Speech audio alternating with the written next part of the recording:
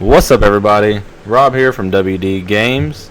Just wanted to have a little discussion today about something that's really been on my mind lately and is quite concerning. It's not like the end of the world. Also, I died. That's why I don't have any materials. But the main issue I have is the state of the market when it comes to physical media and video games. Obviously, I make a career off of video games, so I don't want physical media to die. Therefore, my career would die, and I would need to be doing something else. So we don't want that to happen. But basically, there's two things that really concern me. The first is that Best Buy and friends, basically Walmart, Target, everybody else, has completely taken video games out of their store as of the beginning of 2024. And normally, like, that wouldn't be the end of the world. The problem is that I'm gonna make an axe. The reason I think is the reason I'm worried. The second thing that makes me worried is that the same thing. Well, they also took Blu-rays out, but basically, if you look at the market on movies and Blu-rays and things like that, it followed a very negative trend. So, like, Blu-rays now, even if you have big collector's editions and stuff like that, really aren't worth much of anything anymore. It's basically going to be just give me some salmonella. Let me have some good raw chicken. But anyways, sorry, I gotta eat raw chicken because I'm hungry.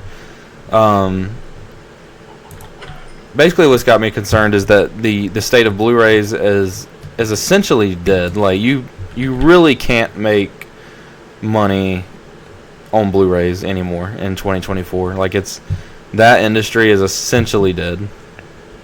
And that's concerning because I don't want video games to take that same path and then all of a sudden we can't make money selling video games anymore, which would end my career.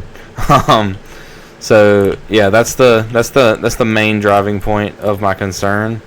But I don't know. Like, the nerd in me wants to believe that would never happen, and that the gaming community itself would keep the value of games alive basically forever. Where that would never happen. And I think that's true to an extent. I just wonder, when we talk about our generation, obviously it's a lot different than when you're talking about kids who may have only ever played a digital video game. They might not even, they obviously know that physical games exist, but they don't see the value in it. They don't see why they would want to have a physical copy of a game when they can just have a digital copy. And there's obvious benefits to having a digital copy because you can literally boot up the game, and then if you decide, all right, I'm done with this game, I want to play a different game, you just do that, and you don't have to go to the store. You can have it right at midnight. Every game has a midnight release now.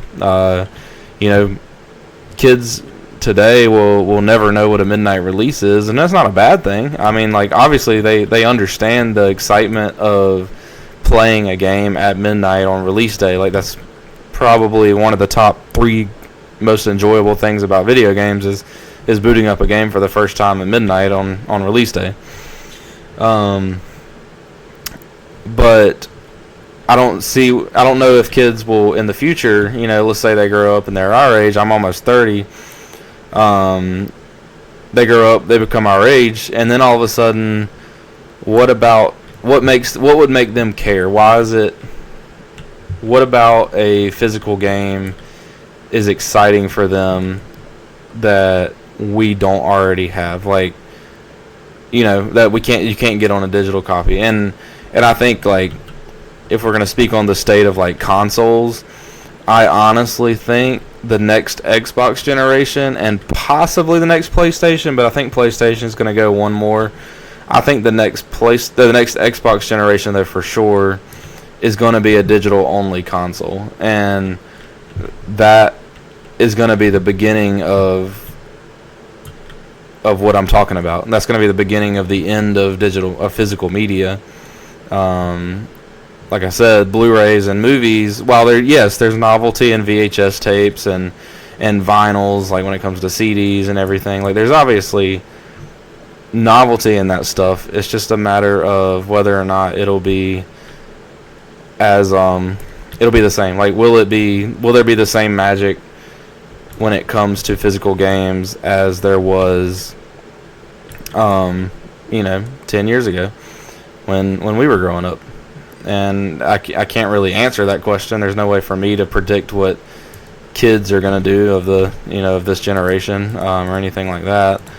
So it's just going to be a wait and see game, and hopefully it won't die, because that's one, it's my career, and two, it's my hobby. It's basically what my motivation for all this is my love for gaming. And like I said, the video games itself is not going anywhere. Like, the state of the gaming industry is at an all-time high. And like, I'm the same way with all of the nerd things that I'm enjoying. I'm ecstatic about the state of the industry. Like, even like professional wrestling, I'm a big professional wrestling fan. Even the professional wrestling industry, I'm super excited about, because it's like, the best way I know how to describe it is that it's like the norm now to it's completely normal now to like things like that, like professional wrestling or whatever. Whereas in the past, that was it was a nerdy thing to do, or it was frowned upon.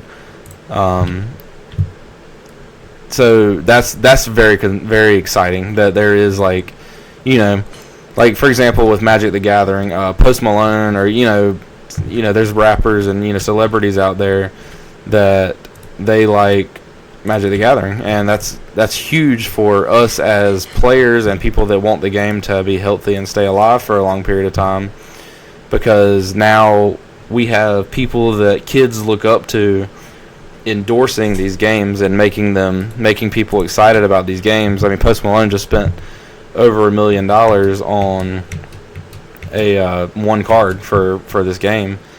So I mean, that's very good for the state of like nerdism as a whole.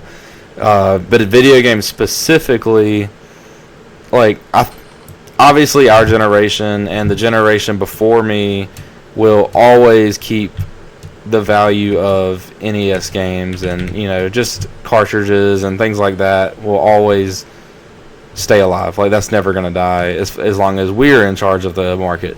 But now that's going to change eventually. Like, there's going to come a time where we're no longer the ones that are in charge of that market. There's a new generation, and I mean, that's mainly, like, that's the main reason why there's so much resentment with our generation, the millennials, and the generation before us, because they weren't willing to accept the fact that we're in charge now. Like, they weren't willing to come to terms with that, and honestly, to an extent, a lot of times older people still aren't okay with that. Not a bash at older people. It's just the state of where we are.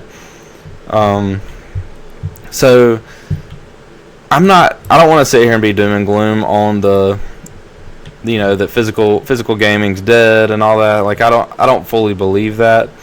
I think that there's definitely concern that especially with all the big box stores taking their games out. Now, for someone like me who owned a local game store, that's an opportunity there that we didn't have before. Is like, right now, if you don't have a GameStop in your town, there's really nowhere to go to buy brand new copies of games. Like, if you want a brand new Zelda game that came out sealed in the box, there's really nowhere to go to buy that stuff anymore, because Walmart, Target, and Best Buy have all taken that stuff out. So that's a good thing for local business. The downside of that, just to give you some insight on the actual business, is that there's not a lot of money to be made there. Like, a new video game, that you pay $70 for, it cost us like $58. So we're making $12, which is, you know, for someone like a Best Buy, when you sell hundreds of thousands of copies at $12 a pop, that adds up. You make money. You pay your employees that way. That's how you get your bills paid. But for someone like a local game store, you know, you might sell 6 copies of a new game, so $12 a game, so you made like $70. You know, you've got this brand new game that everybody's super excited about, huge release, and then you sell 6 copies. So like, it's not like a Yu-Gi-Oh set. Like I'm just going off of what I know. I owned an LGS for. When I say LGS, it's a local game store. That's what that means. But I always call it an LGS because that's what it's called. But it's different with a video game than it is for like a brand new Yu-Gi-Oh set or a Magic set, because you only need one. You know, I'm gonna make $12 one time off of your off of this game, and then you got that game forever. You now own that game. That game's not coming back to me. Like you're not gonna need another copy of that game. Whereas with, you know, Magic, you open a box, you spend $100. First of all, you don't make $12 off of a box. You make like, you know, $25 off a box, and then if you don't get what you want, if you don't get any good pulls out of it, you're either gonna get mad and blame me and go home, or you're gonna buy another box because you need to get the cards that you need. So that's kind of where the difference is in that system, is that there's not that, you know, that discourse where you might not, you know, there's not a whole lot of motivation for local stores like myself, or formerly myself, to want to get into video games, because we know that we're gonna make, you know, $100 off of a hot release, you know, big release. We made $100, and then that's it. We don't make any more money off of it. So my whole point in saying this is that, all right, Walmart, Best Buy, and Target have taken their physical games out. LGSs or local video game stores don't have a whole lot of motivation to get new games. Then that leaves GameStop. And GameStop has been a dying company for as long as I've been an adult. Like, for the last 15 years, GameStop has been a wishy-washy dying company. So how much longer can that last? Will they get a big boost out of this? Who knows? We'll have to wait and see. It could be very good for their business, at least in the short term. My concern is the long term. My concern is 15 years from now, will we still have a physical gaming industry like we know today? And that's very hard to predict. But at the same time, I don't think it is. I don't think it's that hard to predict. I think it's just kind of going to be what it is. I think eventually it's going to die out. So, all right, let's say 15 years pass by. There's no longer much of an industry for physical game, for new releases. Is there still an appeal for, you know, for GameCube games or NES games? Is there still a market for that stuff? My guess on that is yes. My guess on that is that will not be going anywhere for anytime soon. I'm going to build a tower because I keep getting lost. But my guess, my prediction on that is that will stay around for quite a while. I think that we won't have an issue with that. I think that there'll be, as long as my generation exists, there will be a market for vintage games. And there's some kind of the same concern in card games, like in Magic. But I think that COVID. Oh wow, that's my base. I think that COVID helped that a lot in a weird way. Like, I think people thought that COVID was going to be the death of card games, but it really wasn't. And honestly, it got people got interested in nerdy for some reason. Like, Pokemon exploded during COVID, and people went crazy over Pokemon cards, and that essentially revitalized Pokemon to a point that it hadn't been since damn near the late '90s. Like, it was the hottest it's been since I was a kid. That's for sure. Like, I don't remember a time where people were that crazy, that cuckoo over Pokemon cards.